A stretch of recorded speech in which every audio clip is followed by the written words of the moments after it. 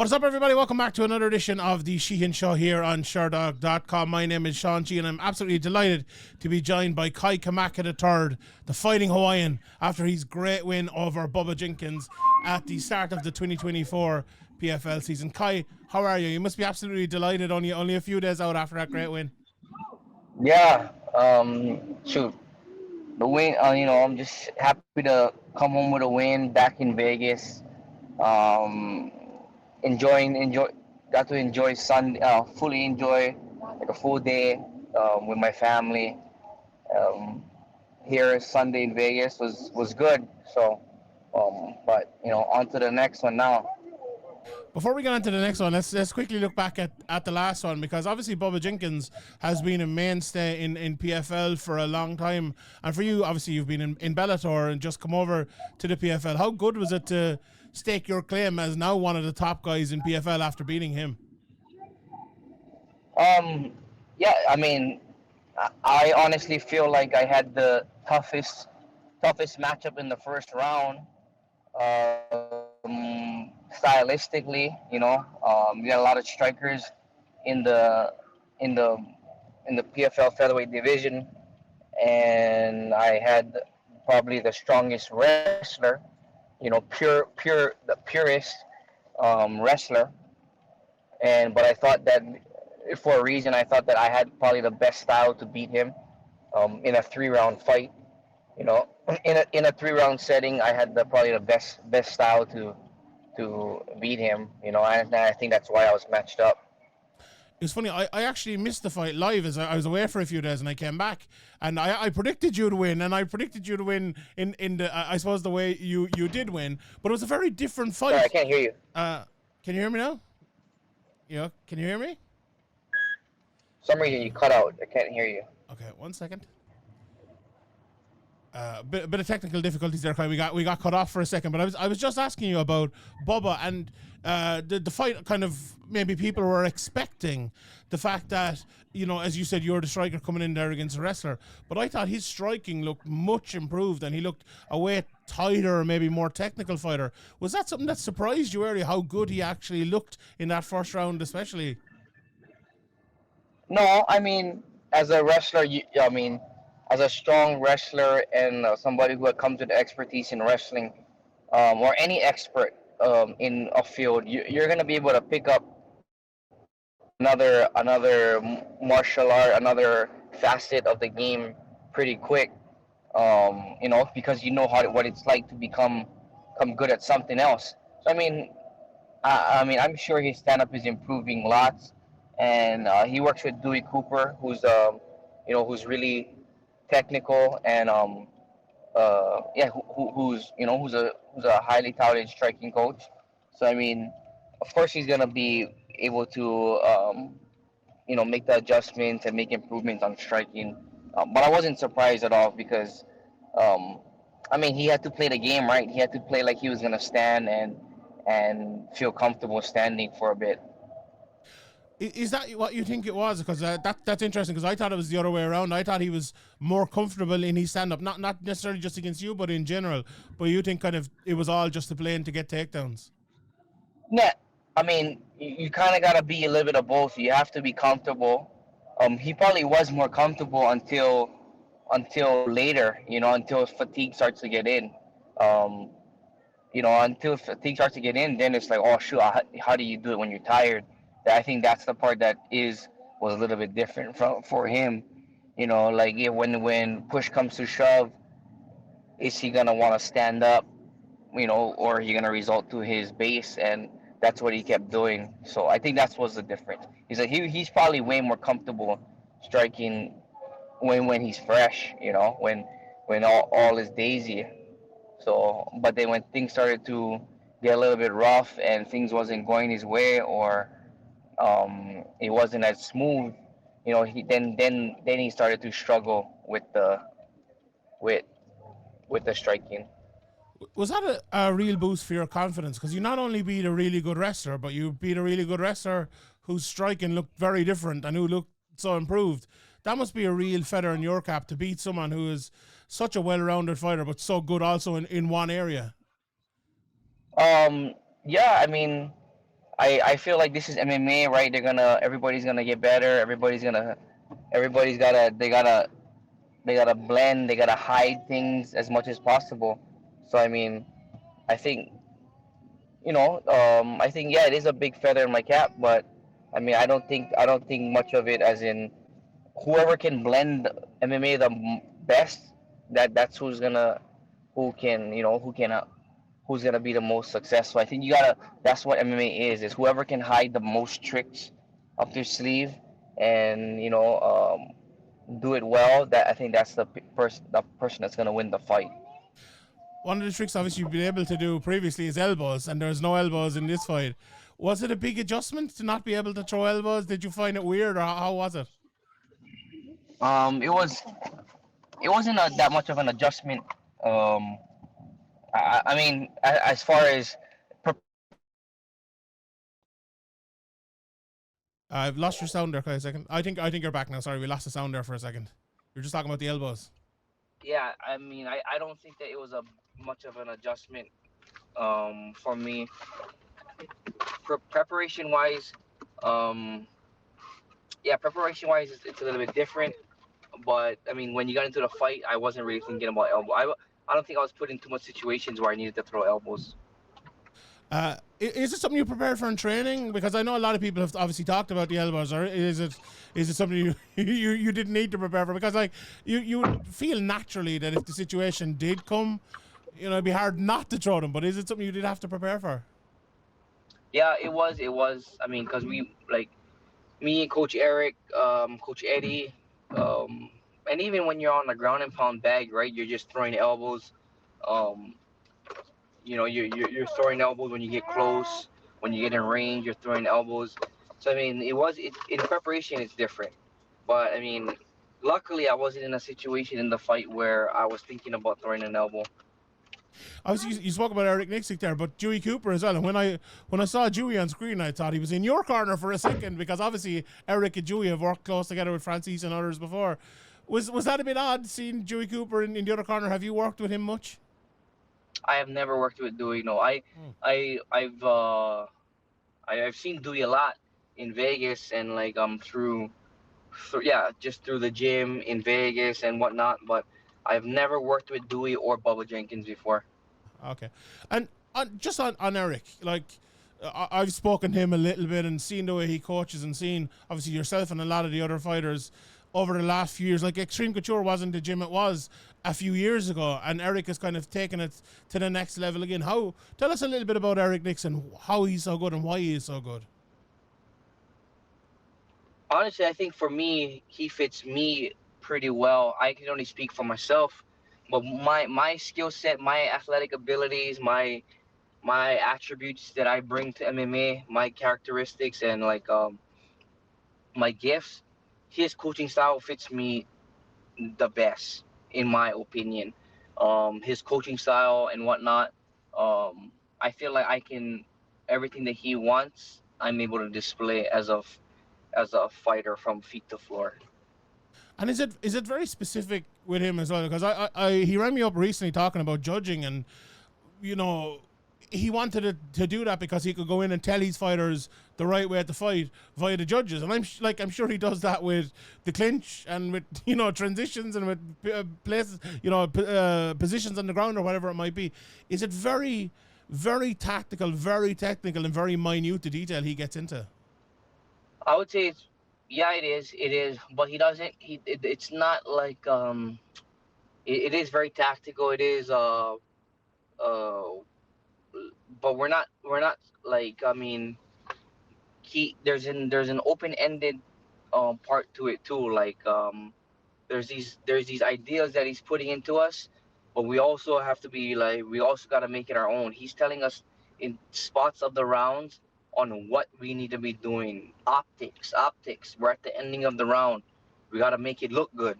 You know, um, sounds stupid, but it's the reality of the game. Because a lot of these judges they don't know they only knowing what they see, they don't know how it is to feel hurt or who's the more dominant spot or who's safe in this spot and whatnot. So you gotta kind of make it look make it look like it to them, on what's more dominant, and um, sometimes what you're making it look like is reality. Sometimes it's not. So you gotta play to the judges and the uneducated mind as much as possible too. A couple more questions, and I really appreciate the time, Kai. Obviously, when you were in Bellator, you were getting right to the top, and I thought you weren't far away from a title shot. But now, obviously, you've come here and you're starting from the base, I suppose, that everyone starts from. But having said that, still close to getting Right to the top. yeah, still close to getting to the millie. Was that hard to do? Was it hard to make that decision to like kind of start again a little bit in PFL? I mean, they didn't really give me a choice. I mean, firsthand. I was after the merger, I was trying to chase the James Gallagher fight because that I was still a Bellator fighter until this past Friday. Like actually stepping in the cage. So they didn't really give us a choice. They was like, oh, you can fight. They want you in a season, or we don't know when we're gonna book you for Bellator. So I mean, like they forced their hand on you. So yeah, I mean, but at the same time, it wasn't really like I was going from the bottom again because I just beat Bubba Jenkins. He only lost twice in the PFL to two champions. Brandon Loughnane, who beat him in the fifth round, I believe, and then um, and then Jesus Pinedo. So I mean, and then me. So I mean, I'm one of three guys who beat him in the. I guess Chris Wade beat him too, right? Yeah, I think so. And he beat Chris Wade again after that Chris last Wade, year. yeah, Yeah, yeah. So yeah. So yeah, I mean, I mean, in that, I beat four guys. I mean, he lost to he. I'm one of four guys that beat him in the PFL, and those are some pretty big names if you ask me. There's two champions and Chris Wade, who he's been at the top of the game for a while now, since he was in the UFC. 100%. So I mean, people can say whatever they want about me and whatnot, but I keep climbing. So, and I keep getting better in between these fights. There, So I'm no pretty doubt. sure now. I'm pretty sure now odds will look a lot different again, and then um, matchups will look a lot different again. People are gonna approach me different again. Well, anyone who watched my betting show last week got good odds on you because I told them to bet on you anyway. So Yeah, I I just feel like, I mean, the odds makers or whatever, they're as educated as they can be, but I just think they don't know how they don't. There's one thing that they weren't looking at was work ethic and like growth. They don't see the growth in the fight, and I'm constantly getting better. And the people, the coaches that are in my corner, the training partners that I'm with, compared to Bubba, they don't really see those things. And so I mean, they had me as the underdog for whatever, I mean, for their reasons, which is good. I mean, that's probably right as the underdog in that kind of situation. But I knew what I brought to the table and what was behind me.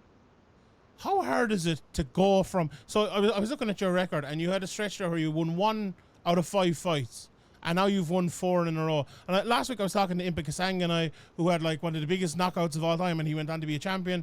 I was talking to Liz Caramush, who had a similar thing. Obviously, lost to Ronda Rousey, went on to be a champion. And it's mostly mindset, isn't it? Is that the key for you? I know you've been training with Eric Nixick and improving and all of that, but is it a mindset? How do you change? It must be so hard to go on like a run it would finish a lot of people, and then you've gone on to now be one of the top fighters in the PFL on a run and about to win a million perhaps. How just explain to us how tough that is and how you did it. It was tough because I wasn't really losing. You know, um, like I wasn't. I I pretty much, I felt like in that stretch, what fight did I get beat? You know, I mean, besides Jonathan Pierce, I took on short notice, and I took a gamble and I lost. But after that fight, what fight did I lose? T.J. Brown, Danny Chavez, Justin Gonzalez. Like, did I get beat? No. So I mean, that's what was making it hard. It was like that was like, man, what am I doing wrong? So it was more of a mindset thing. It was just like beat. I just had to pay a little bit more attention to detail, and I feel like that made the difference. Listen to my coaching. Um, in the ring, that made a big difference. Um, I kind of was just fighting when I was in there, and rather than being a being being a martial artist and being the athlete that I am, using all my capabilities in the ring, being smart. Those are all things that I wasn't doing in that stretch. Even though I thought I won all those fights, and I still do, right? Like, I mean, T.J. Brown fight. Um, you can just see the difference from T.J. Brown, the Danny Chavez, and the Justin Gonzalez fight alone. Um, you can see. So like, I mean, yeah, he's just totally different fighter, totally different fighter. And people, every time I fight, I look different. Every time I fight, I look different. I Yeah. can fight different styles. Like I fought Henry Corrales last time, and I fought Bubba Jenkins this time, and it looked different. It's because I'm getting better in between fights. I'm paying attention. I'm watching the film. I'm taking care of my body. Yeah, I'm doing everything right, and I'm doing more every time. I really appreciate the time, guy. One last question: who do you want next? There's 10 people in that division now. I'm looking down through them here. Who's the person you want? Have you a name?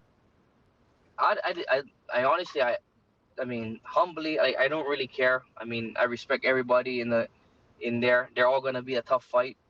But one fight I would like to get back because I want to get it back is Justin Gonzalez. I know he just lost, and this is something that I would have took that fight. I would, even if he won, I'd want the fight. Um, but I just want to erase that off. Because it's available to erase off my record, and get back.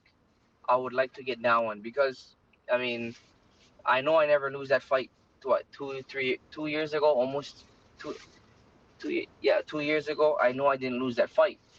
And because it's available to get back, I would like to get it back. But I'm not gonna chase somebody who just lost. But I would like to fight Gabriel Braga. Another runner-up. Runner-up? Yeah, runner-up Yeah. in the PFL.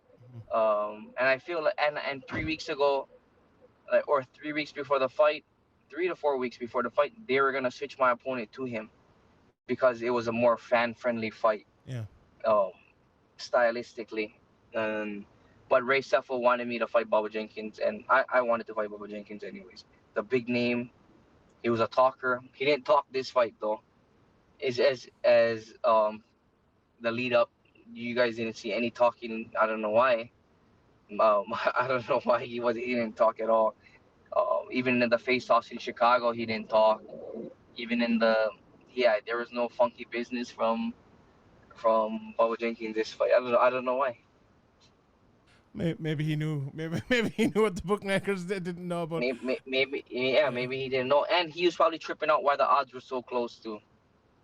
He was probably tripping out that because I think in some sports books I was like -105, so it was almost a pick 'em fight.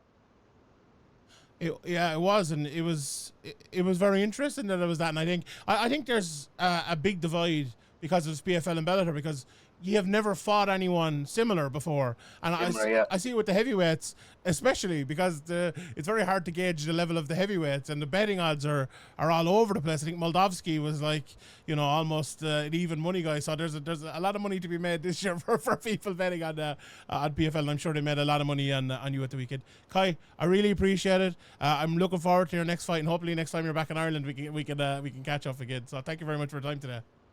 I know. The only thing I don't want is I don't want to go through Heathrow. That Yes. airport Stay sucks. away, stay away. Yeah, stay away from the English. Come to Dublin. Come to Shannon. Dublin, Yeah, Yeah, if I yeah, go to Dublin, Dub, we there's an East Coast flight right to Dublin, yeah, and that's fine. Heathrow, terrible, yeah. There's there's terrible there's no airport. no direct flights from Ireland to Vegas. That's why I've never been there.